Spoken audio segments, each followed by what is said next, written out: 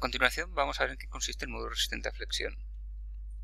Vimos en vídeos anteriores que las tensiones normales de verdad que se inducen en una estructura no pueden superar las tensiones máximas admisibles de ese material. Cuando estamos estudiando vigas que están sometidas a fuerzas de flexión, las tensiones normales que se inducen a causa de la flexión están descritas por la ley de Navier. Si queremos calcular estas tensiones normales máximas, deberemos poner los momentos máximos, por eso hemos dedicado bastante tiempo a intentar encontrar cuáles son los máximos de los momentos en una estructura, y el momento de inercia respecto al mismo eje que el momento flector, y esta I máxima, que recordemos es la distancia del punto donde queremos encontrar las tensiones normales a el eje neutro de la sección. Cuando queremos calcular las tensiones máximas, tenemos que utilizar evidentemente la sección donde tenemos los momentos flectores máximos y dentro de la misma sección aquellos puntos más alejados del eje neutro. Esta cantidad de aquí, de este denominador de la ley de Navier, es lo que llamamos módulo resistente de la sección y normalmente denotamos como una W sub Z. Sub Z porque entendemos que es un módulo resistente a lo largo de momentos que se ejercen a lo largo del eje Z.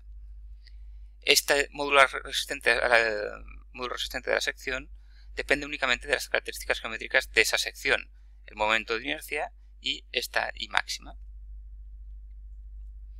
Para calcular este módulo resistente hay dos posibilidades básicamente. El primero de ellos es calcular el módulo resistente de nuestra viga, de la sección de nuestra viga, y comprobar que la tensión que generamos con nuestra flexión es inferior a la tensión máxima admisible, es decir, hacer esta comprobación. Y para calcular esta tensión máxima deberíamos utilizar el momento máximo de nuestra estructura, ponderado a ser posible, dividido por este módulo resistente que hemos calculado anteriormente. Recordad que en la ponderación de los momentos, en esta asignatura utilizaremos que el coeficiente de ponderación es 1. La segunda alternativa es más directa y básicamente consiste en calcular cuál es el módulo resistente crítico de esa sección por encima de la cual se cumplen las condiciones de seguridad. Es decir, básicamente calculamos qué módulo resistente cumple esta relación. Para el módulo resistente por encima de este módulo crítico que calculamos, se cumplirían las condiciones de seguridad. Para módulos resistentes por debajo de ese módulo crítico que vamos a calcular, no tienen por qué cumplirse las condiciones de seguridad y podría provocar el fallo de nuestra estructura. Vamos a ver la aplicación de este segundo método, de esta segunda posibilidad, mediante un ejemplo. Consideramos que tenemos una viga de luz de 6 metros fabricada en un acero, cuya tensión máxima admisible para esfuerzos normales vamos a considerar que es 2.600 kg por centímetro cuadrado. Vamos a considerar que el momento flector máximo de esa viga es 11 toneladas por metro y está causado por cargas verticales, es decir, cargas situadas a lo largo del eje Y. Vamos a calcular primero qué perfiles, el tamaño de los perfiles HP, IPN, UPN y dos IPNs colocados a lo largo del eje Z deberíamos usar para satisfacer las condiciones de seguridad.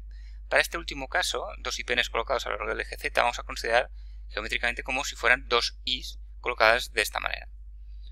Una vez hayamos resuelto este problema, esta pregunta, vamos a intentar elegir entre las 4 soluciones encontradas cuál es la óptima. Lo primero de todo es calcular el módulo resistente crítico. Con el momento flector máximo ponderado y la tensión máxima admisible calculamos este valor y nos da 423,1 centímetros cúbicos. Fijaos en las unidades del módulo resistente, que son unidades de longitud al cubo, y recordad que este módulo crítico significa que nuestros perfiles metálicos deberían tener un módulo resistente flector a lo largo del eje Z superior a este valor para cumplir con las condiciones de seguridad. Buscamos en las tablas de los perfiles metálicos el valor correspondiente a este módulo resistente a lo largo del eje Z. En las tablas que tenemos de la asignatura, el eje Z es equivalente al eje X. Y estos perfiles son los primeros que tienen un módulo resistente a flexión que supera el valor crítico. Por tanto, sería el perfil más pequeño que satisfaría las condiciones de seguridad. Para estas tres la situación es clara, es fácil, porque simplemente estos mismos perfiles están en las tablas. Pero para el último, como son dos IPNs, tenemos que hacer una consideración adicional. Recordamos que el módulo resistente de flexión es el momento de inercia partido por la I máxima. Si colocamos dos IPNs iguales de esta manera, el eje Z es el eje horizontal, pasaría por el centroide de las dos IPNs y por tanto la I máxima sería la misma para los dos. En cambio, el momento de inercia respecto a este eje, cuando tenemos dos IPNs, es el doble del momento de inercia que tenemos para una IPN. Por tanto, el módulo resistente de las dos IPNs juntas así será el doble del módulo resistente de una IPN. Por tanto, deberíamos buscar la IPN más pequeña que, multiplicando por 2, supera este valor crítico. La IPN, el perfil metálico que cumple esta condición, es la IPN 200. Después, para la última pregunta, si podemos elegir entre las cuatro soluciones encontradas, deberíamos elegir básicamente aquella que tiene el área más pequeña. Entonces, aquella que tiene el área más pequeña sería la UPN 280, que además casualmente en esta situación es la que supera con mayor margen el módulo resistente crítico. Eso significa que es el perfil que pesaría menos y que además sería más seguro. Por tanto, desde el punto de vista de resistencia de materiales, este sería la mejor opción de las cuatro que están en esta tabla. En algunos perfiles o algunas secciones, los módulos resistentes vienen tabulados, como ha sido el ejemplo de los perfiles metálicos que hemos visto en el ejemplo anterior. Sin embargo, en algunas situaciones no encontraremos estos módulos resistentes tabulados y necesitaremos calcularlos. A continuación aparece un ejemplo para el cálculo del módulo resistente de una sección rectangular, cuya base sería A y la altura sería B. El módulo resistente sería el momento de inercia respecto al eje Z, el eje horizontal. Como la sección es rectangular, este momento de inercia sería 1 partido por 12 base por altura al cubo, que es esto que aparece aquí, dividido por la I máxima. Recordad, la I máxima es la posición en I vertical más alejadas del eje neutro, en este caso en una flexión simple, cuyas fuerzas están ejerciéndose a lo largo del eje Y, el eje neutro sería justo el eje Z.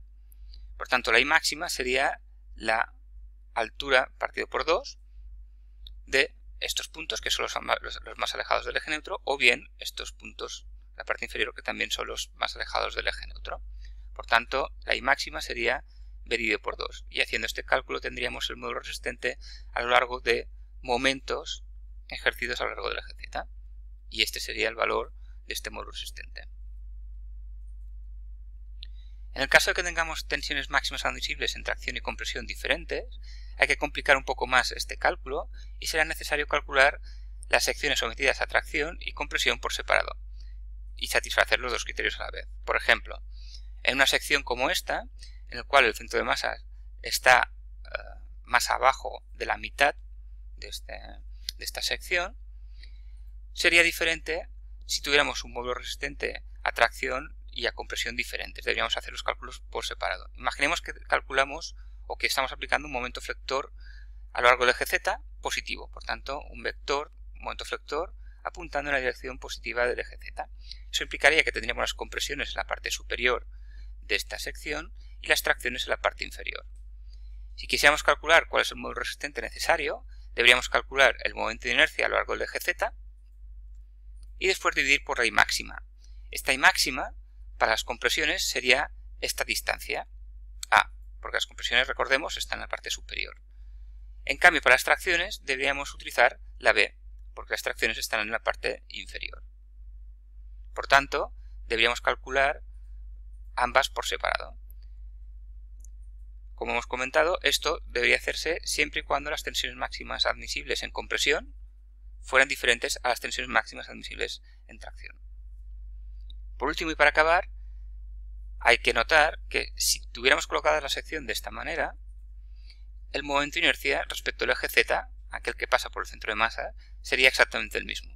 Por tanto, el momento de inercia respecto al eje Z de esta sección y de esta es exactamente la misma.